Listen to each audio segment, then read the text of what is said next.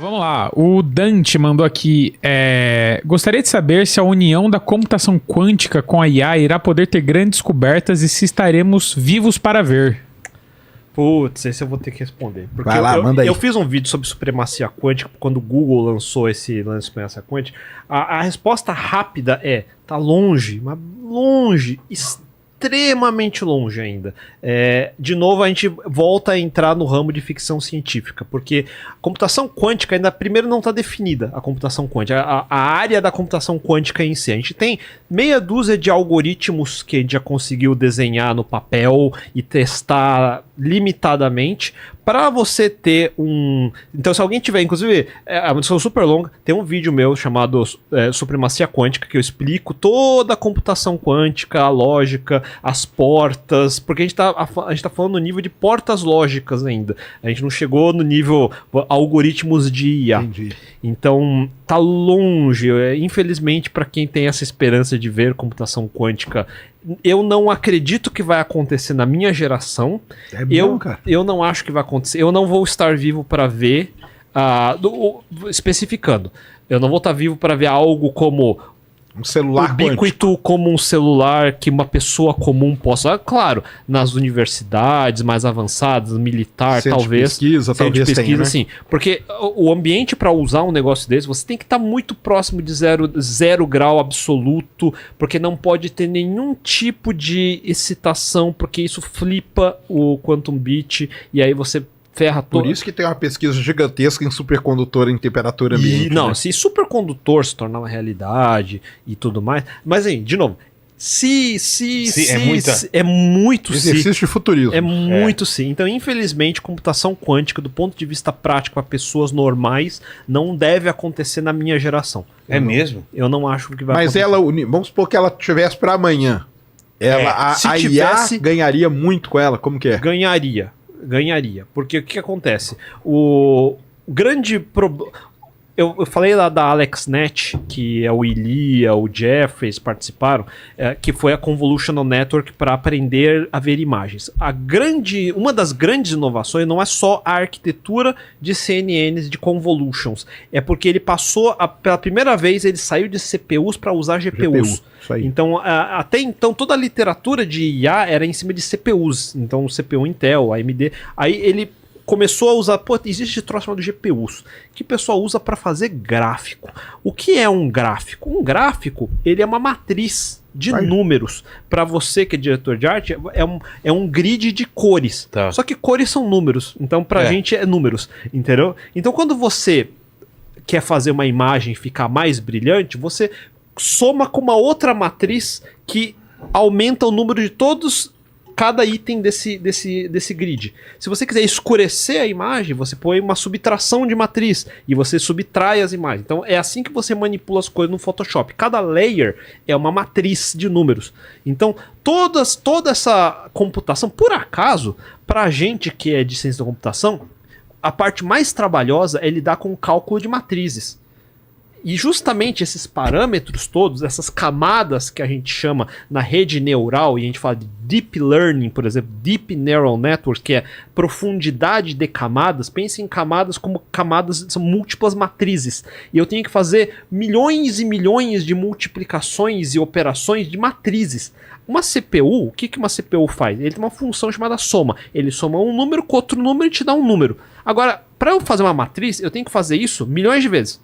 Agora imagine se tivesse uma função que eu passo uma matriz com outra matriz e me devolve a matriz. E essa é a minha linha de código, entendeu? A diferença. Exercício para casa aí. Tentem inverter uma matriz 3x3 só. Só 3x3. Só 3x3. Tentem inverter qualquer uma. 1, 2, 3, 4, 5, 6, 7, 8, 9. Façam a inversão dessa matriz na mão. Eu quero ver quem vai fazer. Próximo Inteligência Limitada. As respostas aqui pra gente ver quem conseguiu. Para vocês terem uma ideia de quão é complicado isso. Então ali, no caso da AlexNet, o grande salto foi CPU para GPU, né? Isso. E a quântica seria um outro grande salto. Então a quântica seria se eu conseguisse pegar agora esses cálculos de matriz e colapsar numa operação mais simples.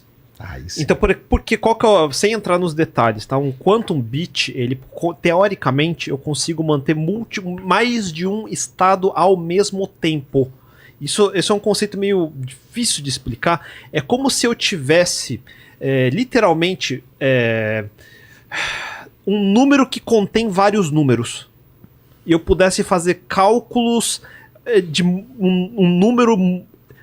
Pensa um número do multiverso vezes um número do multiverso. Entre aspas, deixando bem grosseiramente, sabe? É um conceito meio difícil de eu explicar. Mas em vez de eu ter que fazer 10 vezes o cálculo, eu faço uma vez só, porque aquele um número já tem 10 vezes os números, entre aspas. Tá? Então, é como se eu conseguisse colapsar uma complexidade 1000 vezes para 1, vamos dizer assim. Aí a velocidade de processamento aumenta drasticamente, né? É isso, só que né?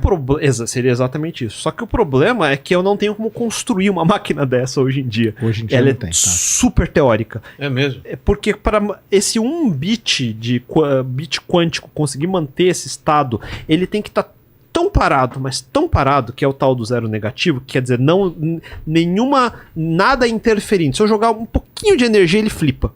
Entendi. E ele colapsa. E aí os 10 números viram 1. Então ele tá lá mantendo 10 números num estado super sensível, super sensível. Alguém espirrou do lado, colapsou. É um negócio... É que nem você fazer castelo de cartas de 50 andares. Tenta fazer na mesa agora. Quanto mais próximo de você chegar, você vai ver qualquer mosquinha que passa, sabe aquela coisa? Agora pensa isso entendeu?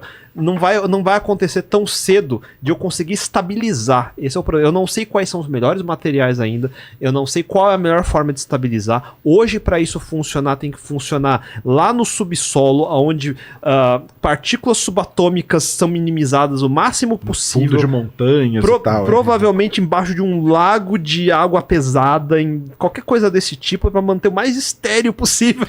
Mas aí eu vou dar um exemplo meu, cara. Nessa época aí da AlexNet e tal, de saltar pra GPU, quando não tinha GPU ainda, eu fiz um projeto dentro da Unicamp que a gente precisava rodar.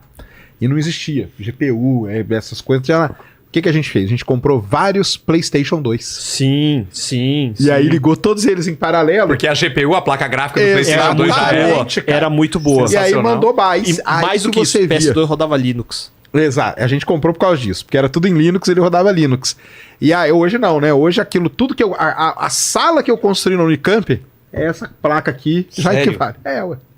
A computação gráfica é um negócio que evoluiu muito rápido. Muito, cara. E é uma área fascinante. Eu gosto pra caramba, dá pra fazer um podcast só disso. Mas esse salto tem, já de novo, a gente já meio que chegou num patamar. Topamos já? Não topamos. Dá pra melhorar, mas não vai ser mais aquele salto quântico, vamos dizer assim. Pra usar a mesma palavra. Exato. Exponencial, né? Não, e aí, Vilela, esse lance das placas gráficas é muito louco porque a gente teve avanço tecnológico, por exemplo, o próprio conceito de inteligência artificial, primeiros computadores, aquele filme Jogo da Imitação, a gente falou do Alan Turing mais cedo. A guerra foi o principal propulsor para essas tecnologias. Cara, hoje a qualidade do gráfico do GTA e criptomoeda que fizeram com que as GPUs, cara, recebessem um investimento de desenvolvimento inacreditável, e aí a empresa, que é hoje a líder global nisso, que é a NVIDIA, valorizou de mercado aí mais de 1000 vezes, né, cara? Falando em termos de videogame, lembra um dos primeiros arcades 3D, que foi o Virtua Racing? Não sei se era a época do primeiro Virtua Fighter, aquele que era tudo quadradão ainda, mas já era 3D. A placa gráfica, que é a Sega Model 1, ele foi feito em parceria da Sega com a Lockheed Martin. Lockheed Martin, que tem projetos militares. Exato. Então, era um negócio que o pessoal usava para fazer simulador de avião militar, entendeu? E aí fala... Vamos tentar colocar esse negócio no arcade? Cara, e eu vi uma entrevista, não sei quem aqui chegou a jogar Doom. Doom foi uma revolução nos jogos de 3D, porque na verdade ele é um jogo 2D, ele tá numa tela panqueca que a gente chama, mas ele te dava a sensação da profundidade, você caminhava pelo mapa. Foi a primeira vez que apareceu isso, né? Tanto que eu era um tenho absurdo. um tio-avô, já faleceu há muitos anos, que trabalhou na equipe do John Romero, então eu fui jogador beta. Sim. Na verdade, antes do Doom teve o Wolfenstein 3D, esse foi o primeiro deles, né, o Wolfenstein, e depois o Doom. Mas eles ali, cara, com o propósito de criar um videogame divertido, criaram modelos que os militares depois passaram a usar. Verdade. E tô falando isso década de 80, né? O Wolfenstein é comecinho de 80. O Doom já é 90. Tá. Na verdade, comecinho dos anos 90, acho que é 90, 91, por aí, nessa faixa mesmo. Então, o exatamente. cara assistiu a entrevista naquele podcast do Tim Ferriss com esse John Romero. Incrível, cara. Ele fala até do meu tio avô lá, achei emocionante.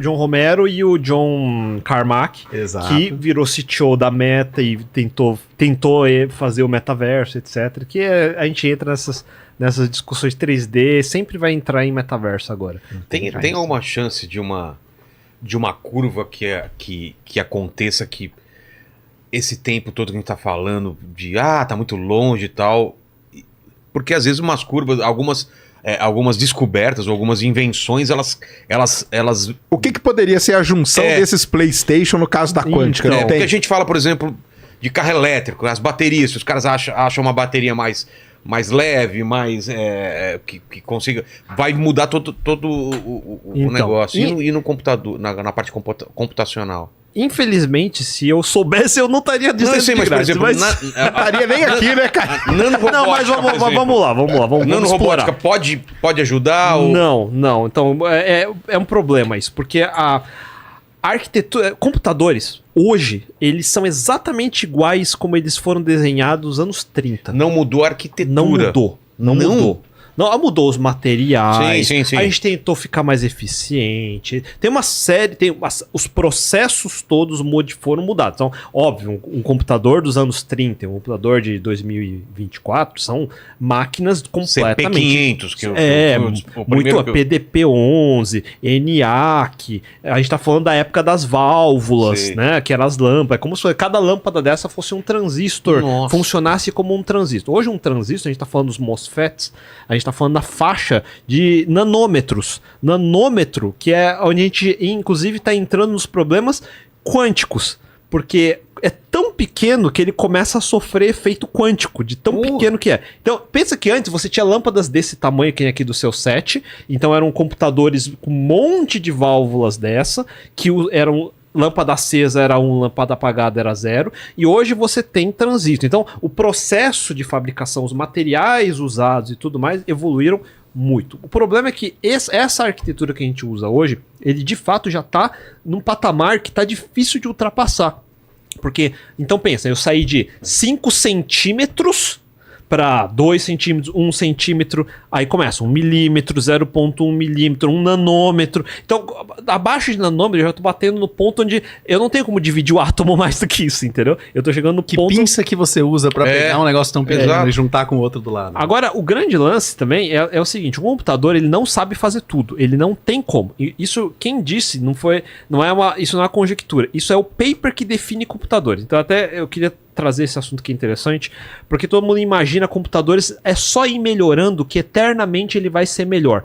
Mas em 1936, o paper seminal que define o que é um computador, On Computable Numbers, with an application, e aí tem uma palavra em alemão desgraçado, que é to the Entscheidung Problem, que é um problema de decisão, mas o problema, para mim o principal desse paper é esse começo, On Computable Numbers. Isso assume, primeiro, que Alan Turing já definiu que existem números computáveis e números não computáveis. Computadores só conseguem calcular em cima de números computáveis. Existe um range enorme de números não computáveis. Nossa. Que um computador, independente de quão potente ele se tornar, é incapaz de calcular. Aí o problema mais clássico, manjado, clichê, que todo mundo vai falar em YouTube, e eu vou ter que repetir aqui porque não tem jeito, é o problema do The Halting Problem. Então, um computador é impossível. Então, esse paper indica que é impossível eu descrever um algoritmo ou um programa que consegue identificar um bug num programa, que se determinar se ele vai continuar rodando infinitamente ou ele vai parar.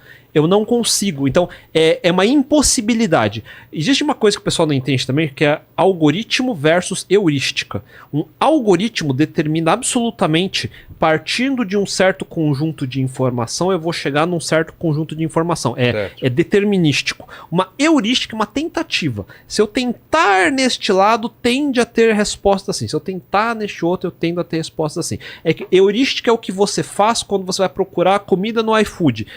Normalmente sexta eu peço pizza, acho que é um pouquinho melhor, porque me parece que todo mundo pede pizza na sexta, não sei. Isso é uma heurística, é um achismo. Eu parece que eu tenho um resultado melhor. Não é um algoritmo garantido. É onde eu tenho PhD, no achismo. Não é uma garantia que se você pedir pizza às 3 horas da tarde vai 100% das vezes vir perfeito. Não tem essa garantia. É uma heurística. Agora, em programação, em matemática, é importante essas definições porque elas de fato determinam o que é possível e o que é impossível.